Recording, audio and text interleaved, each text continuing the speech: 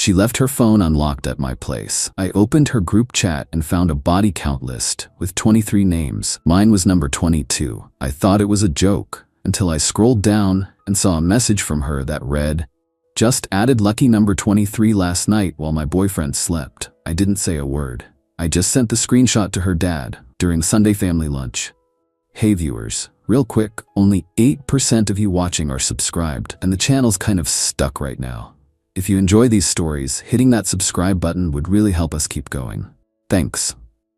I'm Marcus, 31M, and this happened 3 days ago. Still trying to process what kind of person I was actually dating.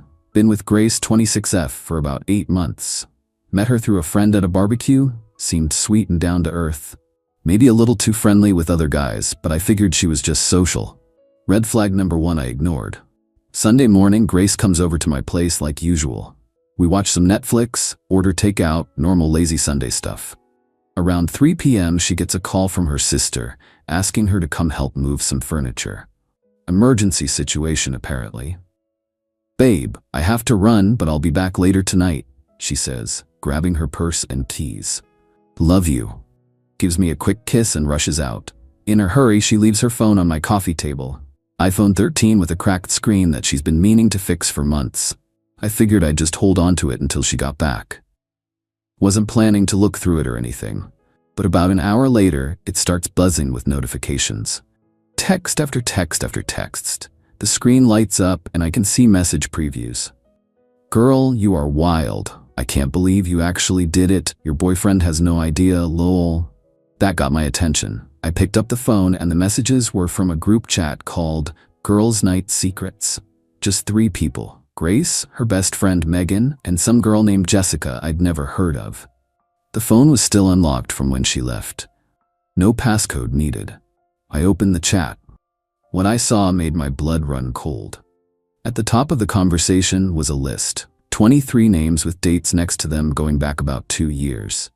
Body count list was the header. My name was number 22, dated from 8 months ago when we first hooked up. I thought it had to be some kind of joke. Maybe they were listing celebrity crushes or guys they thought were attractive. But then I scrolled down to the recent messages. Grace yesterday. 11, just added lucky number 23 last night while my boyfriend slept. Josh from the gym finally came through. Took him long enough, lol. Megan. Grace, no way. While Marcus was literally in the next room? He sleeps like the dead. Plus I told him I was going to the bathroom. Josh was waiting in his car outside. Quick trip to his place and back in 45 minutes. You are absolutely insane. What if he woke up? Please. Marcus is so clueless. I could bring a guy into the bedroom and he'd probably just roll over. He's sweet, but not exactly the sharpest. Megan, how long are you gonna keep him around? Until I get bored, I guess. He pays for most of our dates and his place is nice for sleepovers. Plus his family loves me. His mom keeps hinting about grandkids, lol. My hands were shaking reading this. Last night she'd gotten up around midnight saying she had to use the bathroom. I was half asleep so I didn't think anything of it. She was gone maybe an hour, but I figured she was just having stomach issues. She was actually hooking up with some gym rat named Josh. I kept scrolling back through the conversation. This group chat was like a detailed log of her cheating. Screenshots of Tinder matches, photos of guys she was working on, play-by-play descriptions of hookups. The worst part was how they talked about me. Marcus the ATM, my boring boyfriend, too trusting for his own good. They had inside jokes about how easy I was to manipulate. One conversation from last month really stood out. Grace, Marcus wanted to make dinner reservations for our 6-month anniversary. So cute and pathetic at the same time. Megan, are you gonna let him? Grace, obviously, free expensive dinner. Then I'll probably hook up with that bartender from Friday night afterward while Marcus is food coma sleeping. You're terrible, but I'm here for it. Living your best life. Grace, life's too short to be tied down to one guy, especially one who thinks holding hands is adventurous. The messages went on and on. Detailed accounts of her cheating, strategies for not getting caught, even photos she'd taken of herself with other guys. 23 different men over the past 2 years. My first instinct was to call her immediately and go nuclear. But something stopped me. These girls thought I was stupid and harmless. They were about to find out how wrong they were. I took screenshots of everything. The body count list, all the conversations about cheating, the messages making fun of me, saved them to my phone and email. Had to document everything before she realized her phone was missing. Then I started planning. Grace comes from this super traditional conservative family. Her dad, Robert, is this old-school military guy who still believes in honor and respect. Real church-going family that talks about values and morality all the time. She's always playing up this good girl image around them. Never swears, dresses modestly, talks about wanting to settle down and have kids someday. They think she's this innocent angel who just hasn't found the right guy yet. Sunday family lunch happens every week at her parents' house. Big production with her mom cooking for hours and the whole extended family showing up. Grace always makes me come with her to these things. Says it shows how serious we are. Perfect audience for what I had planned. But first, I needed to handle the phone situation. Around 6 p.m., Grace comes back to my place looking frantic. "Marcus, have you seen my phone anywhere? I can't find it and I'm freaking out." I'm sitting on the couch acting casual. "Yeah, it's right there on the coffee table. You left it when you rushed out earlier." She grabs it and immediately starts checking her messages. I watch her face go pale as she realizes how long it's been sitting unlocked. But she can't say anything without admitting there's something on there she doesn't want me to see. "Everything okay?" I ask innocently. "Yeah, fine. Just worried I missed something important at work." Work. Right. Because that's definitely what she was worried about. The rest of the evening she's acting weird. Jumpy, checking her phone constantly, trying to act normal but clearly stressed. I just pretend everything's fine and don't bring up anything about what I found. That night in bed she tries to initiate something, but I tell her I'm too tired. The thought of touching her after what I'd read made me sick. She seems almost relieved though, probably planning her next gym meetup. Monday and Tuesday I act completely normal. Go to work, text her like usual, make plans for Sunday lunch with her family. She has no idea I know anything. Wednesday, I start setting up the revenge. First, I create a fake email account and send myself all the screenshots from a generic Gmail address. Make it look like someone else discovered this information and sent it to me anonymously. Then, I do some research on this Josh character. Turns out he works at the same gym Grace goes to. Personal trainer, exactly the type of guy she'd go for. Has a girlfriend too, according to his Instagram. Perfect. Thursday, I casually ask Grace about Sunday lunch. "Your dad still want me to bring that craft beer he liked, the IPA from the brewery downtown?" "Oh yeah, he'd love that." "You're so thoughtful, Marcus. My family adores you. If only they knew what their precious daughter was really up to." Friday comes and Grace seems back to her normal manipulative self. Probably thinks she's in the clear since I haven't said anything about the phone. We go out to dinner and she's extra affectionate. Probably trying to make sure I'm still under her thumb. "You know I love you, right?" she says over dessert. "Love you too," I reply. Amazing how easy it is to lie when you've learned from the best. Saturday night she stays over. Around midnight she gets up to use the bathroom again. This time I'm ready. I pretend to be asleep, but I'm watching everything. She grabs her phone and keys and sneaks out. Gone for an hour and 20 minutes this time. Comes back and slips into bed like nothing happened, has the nerve to cuddle up next to me. Sunday morning arrives. Game time. We drive to her parents' house together. Big colonial in the suburbs with the perfect lawn and American flag flying out front. Her mom Janet answers the door with a huge hug for both of us. "Marcus, so good to see you, sweetie." Robert's in the kitchen working on his famous ribs. The whole family's there. Parents, grandparents, 2 uncles with their wives, Grace's teenage sister Emma, even the family priest Father Martinez, who always comes for Sunday lunch. Perfect audience. We're sitting around the dining room table eating when I make my move. Robert is talking about his golf game. Everyone's relaxed and happy. Grace is playing the perfect daughter role, helping her mom serve food and making small talk with the grandparents. I pull out my phone and pretend to check an email. Oh, weird. I got this strange message. Someone sent me some photos anonymously. Grace tenses up immediately, but tries to play it cool. "What kind of photos?" Robert asks. "I'm not sure." Says it's about Grace. Probably spam or something. Let me see, Robert says, reaching for my phone. I hand it over with the screenshot already pulled up. The body count list in all its glory, with Grace's name clearly visible at the top. Robert's face goes through about 5 different expressions in 3 seconds. Confusion, disbelief, recognition, then pure rage. What the hell is this? The entire table goes silent. Janet drops her fork. Even Father Martinez looks uncomfortable. Robert, what's wrong? Janet asks. Instead of answering, Robert stands up and shows the phone to Janet. Her reaction is even worse. She actually gasps and covers her mouth with her hand. Grace Marie Thompson. Robert's voice is dead calm, which somehow makes it scarier than if he was yelling. Would you like to explain this list? Grace is white as a sheet. I don't know what that is. Someone probably faked it, or... There are 23 names on this list with dates. Your name is at the top. Robert scrolls down and his face gets even redder. And there are messages here about cheating on Marcus while he was sleeping. The room explodes. Grandma Thompson actually faints and has to be helped to the couch. Uncle Mike starts swearing until Father Martinez tells him to watch his language. Emma asks what a body count is and gets shushed by 3 different adults. Janet is crying. Grace, how could you? We raised you better than this. It's not what it looks like. Grace is full panic mode now. Someone hacked my phone or stole my identity or something. Marcus, you have to believe me. I just sit there eating my potato salad like nothing's happening. Marcus, Robert turns to me. When did you get this message? About 10 minutes ago. Came from some anonymous email address. I thought it had to be fake, but I trail off and shrug. The metadata shows these screenshots were taken 3 days ago, Robert says. He's some kind of IT security guy for the military, so he knows about this stuff. These are real. Grace tries to grab the phone, but Robert pulls it away. Dad, please, you don't understand.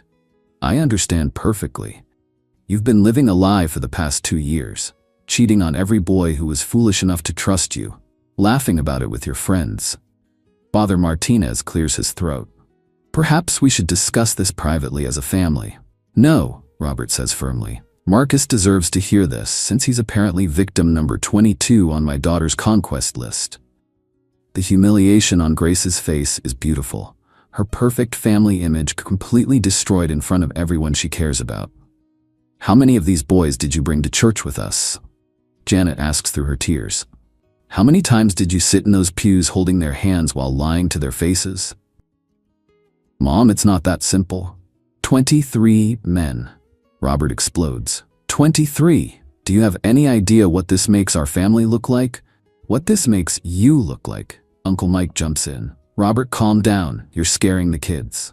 Good. Maybe Emma needs to see what happens when you throw away your values and self-respect. Emma, who's 16, looks absolutely mortified. Grace, is this real? Did you really cheat on Marcus? Emma, don't listen to them. Answer your sister, Robert demands. Grace just breaks down crying, which everyone takes as confirmation. I decide this is the perfect time to twist the knife a little deeper. Grace, I say quietly, getting everyone's attention. Is Josh from the gym on this list? Her crying stops immediately. The look of pure terror on her face tells everyone exactly what they need to know. Who's Josh? Robert asks. Someone she's been seeing behind my back. She was with him Friday night while I thought she was helping her sister move furniture. That was actually a lie. She was helping her sister Friday. But the family doesn't know that, and Grace can't correct me without admitting to all the other times. Robert looks like he's about to have a stroke. You brought men into our home? While lying to this family? Dad, I never brought anyone here. But you lied to us. Every Sunday for months you've sat at this table playing the devoted girlfriend while cheating behind Marcus's back. Janet suddenly stands up. I can't listen to any more of this. Grace, go to your room. Mom, I'm 26 years old. Then act like it. Go upstairs right now before your father says something we'll all regret. Grace looks around the table desperately. No one will make eye contact with her except me. I give her a little smile and a wave. She runs upstairs sobbing. The aftermath is awkward but satisfying. Everyone keeps apologizing to me. Father Martinez offers to counsel us through this difficult time. The grandparents keep shaking their heads and muttering about moral decay. Robert walks me outside after lunch. Marcus, I am so sorry. We had no idea she was capable of something like this. It's not your fault, Robert. I'm just glad I found out now instead of after we got married or something. Are you going to be okay? I'll be fine. Honestly, I'm more disappointed than surprised. There were signs I probably ignored. You seem to be handling this remarkably well. What's the point of getting emotional? She made her choices. Now she gets to live with the consequences. Robert nods approvingly. You're a good man, Marcus. She didn't deserve you. I drive home alone, leaving Grace to deal with her family meltdown. My phone starts buzzing around 8 p.m. with frantic calls and texts from her. I don't answer any of them. Update 1. 48 hours later. The fallout has been spectacular. Thanks for all the comments and support. Really helped me process this whole mess. Grace has been calling and texting non-stop since Sunday. I've ignored every single attempt at contact. The messages have gone through all the predictable stages. Sunday night. Desperate apologies. Marcus, please answer your phone. I can explain everything. It's not what you think. Monday morning. Anger phase. You had no right to go through my phone. You violated my privacy and humiliated me in front of my family. Monday afternoon. Bargaining. I'll delete all their numbers. I'll change gyms. I'll do whatever it takes to make this right. Monday night. Back to desperation. Please just talk to me for 5 minutes. Let me explain what really happened. Tuesday. More anger. This is insane. You're destroying my life over some stupid messages that were mostly jokes anyway. I haven't responded to any of it, but other people have been very chatty. Megan called me Tuesday morning. Apparently Grace gave her my number months ago in case of emergencies. Marcus, hi, this is Megan, Grace's friend. She's really upset and asked me to call you. What can I do for you, Megan? Look, I know you're mad about the group chat thing, but you have to understand it wasn't serious. We were just goofing around. Girl talk, you know? Girl talk about her cheating on me with 23 different guys? Long pause. Okay, when you put it like that, it sounds bad, but she really does care about you. She's just young and confused. She's 26 years old. That's not young and confused, that's adult and making choices. She made mistakes, but she wants to fix things. Can't you give her another chance? Megan, I'm gonna ask you something, and I want you to be honest. How many of those 23 guys happened while she was with me? Another pause. I don't know the exact timeline. Guess. Maybe 4 or 5. So she cheated on me at least 5 times that you know about, and you think I should give her another chance. People make mistakes, Marcus. Cheating once is a mistake. Cheating 5 times while keeping a trophy list is a pattern. Thanks for the call, though. I hung up. Tuesday afternoon, I get a call from an unknown number. It's Josh from the gym. Is this Marcus? Grace's boyfriend? Ex-boyfriend as of Sunday. What do you want, Josh? Look, man, I had no idea she was in a serious relationship. She told me you guys were just casually dating and seeing other people. Of course she did. When did you two first hook up? About 3 weeks ago. She said you knew about it and were cool with it. Liar. But I already knew that. Josh, I'm going to save you some trouble. Grace has been with at least 23 different guys in the past 2 years. You're just the latest. She keeps a list. Are you serious? Dead serious. Check her phone if you don't believe me. Group chat called Girls Night Secrets. Holy crap, I thought she was different. Yeah, she's different, all right. Good luck with that. Josh texted me later saying he confronted Grace, and she admitted everything. Apparently, she tried to convince him I was lying out of jealousy. He wasn't buying it. The best part came Tuesday night. Emma, Grace's 16-year-old sister, sent me a friend request on Instagram with a message. Hi Marcus, I just wanted to say I'm really sorry about what Grace did. My parents are super upset and she's been crying in her room for 2 days. I always thought you were really nice and you didn't deserve this. I hope you find someone better. Kid's got more sense than her older sister. Meanwhile, through mutual friends, I'm hearing that Grace's reputation is completely destroyed. Word spread fast about Sunday's family lunch disaster. People at her work know. People at the gym know. Even people from our college friend group are talking about it. She tried going to the gym Tuesday morning, and Josh wouldn't even look at her. Apparently, she left crying after 10 minutes. I'm doing fine, though. Went out with some buddies Monday night and had a great time. It's amazing how much stress disappears when you're not constantly wondering what your girlfriend is really up to. Update 2. 1 week later. This week has been educational. Amazing how fast things can fall apart when the truth comes out. Grace showed up at my apartment Thursday night. I watched through the peephole as she stood outside my door for 20 minutes knocking and pleading. Eventually, my neighbor Mrs. Chen came out and told her to keep it down or she'd call the building manager. Friday, she tried a different approach. Had flowers delivered to my office with a note. "Marcus, please give me one chance to explain. Love, Grace." I threw them in the break room trash can. My coworkers thought it was hilarious after I explained the situation. Saturday morning, she was waiting by my car when I came out of the gym. That was a mistake on her part. "Marcus, we need to talk." "No, we don't. You can't just ignore me forever. We were together for 8 months. Apparently, you were with 23 other guys during those 8 months. We were never together. I was just the only one stupid enough to think we were exclusive. It wasn't like that. Most of those were before I met you. Josh wasn't before you met me. Neither were the 4 or 5 others that happened while we were dating. How do you know about the others? Your friend Megan told me. Thought it was only 4 or 5 times I got cheated on." "Really? Makes me feel better." Her face crumbled. "Marcus, please. I know I messed up, but I can change. I'll delete all their numbers. I'll quit the gym. I'll do anything. There's nothing you can do. It's over. But I love you." "No, you don't. You love what I provided. The nice dinners, the relationship status, someone to bring to family events. You never loved me." I got in my car and drove away. She was still standing there crying when I looked in my rearview mirror.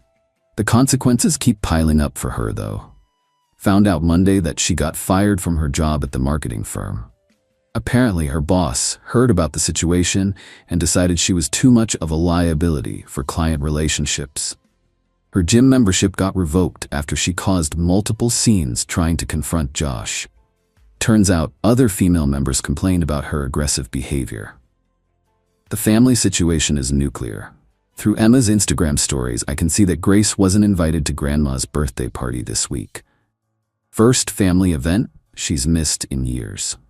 Robert unfriended her on Facebook, and Janet took down all the family photos that included her. Even posted a passive-aggressive quote about children who disappoint their parents. Harsh but fair. Best part happened Tuesday. I was grocery shopping when I ran into Father Martinez from her family's church. "Marcus, how are you holding up, my son?" "I'm doing well, Father. Thanks for asking. I've been praying for you during this difficult time. Such a shock for everyone." "I appreciate that. Just glad I found out when I did." "Robert tells me you handled the situation with remarkable grace. Not many young men would have stayed so calm. Getting angry wouldn't have changed anything. Better to just accept reality and move forward." "Very wise. You know, Grace hasn't been to Mass since last Sunday. I think the shame is eating at her." "Good. Maybe she'll actually learn something from this. I hope she finds her way back to the right path eventually." "As do I. But between you and me, her parents are considering asking her to move out. They're worried about the influence on Emma." Couldn't happen to a nicer person. Final update, 6 weeks later. Time to wrap this up. It's been about a month and a half since I discovered Grace's body count list and nuked her life from orbit. The aftermath has been everything I hoped for and more. Grace did get kicked out of her parents' house. Emma posted about it on social media. Apparently, there was a huge fight when Grace brought some random guy home at 2 a.m. last week. Robert lost it and told her to pack her stuff. She's now living with Jessica, the girl from the group chat. According to mutual friends, it's not going well. Grace expected Jessica to cover most of the rent since she's unemployed. Jessica expected Grace to pull her own weight. Lots of drama. The job search isn't going well either. Turns out when your former boss tells people you have character issues and poor judgment, finding new employment gets difficult. She tried to get a job at 3 different gyms in the area. Word had spread and none of them wanted the drama. Last I heard, she was working part-time at a coffee shop, 40 minutes away, where nobody knows her history. The social consequences have been brutal too. Our entire friend group dropped her after the story got out. Nobody wants to be associated with someone who keeps trophy lists of their conquests. Even Megan distanced herself. Apparently, keeping detailed records of cheating was too much even for her enabling tendencies. 2 weeks ago, Grace tried one final desperate move. She showed up at my office building at 5 p.m. when I was leaving work. "Marcus, I've been thinking about everything and I realize now how wrong I was. I want to make real changes." "Good for you. I mean it. I've been going to therapy, trying to figure out why I did those things. Hope that works out.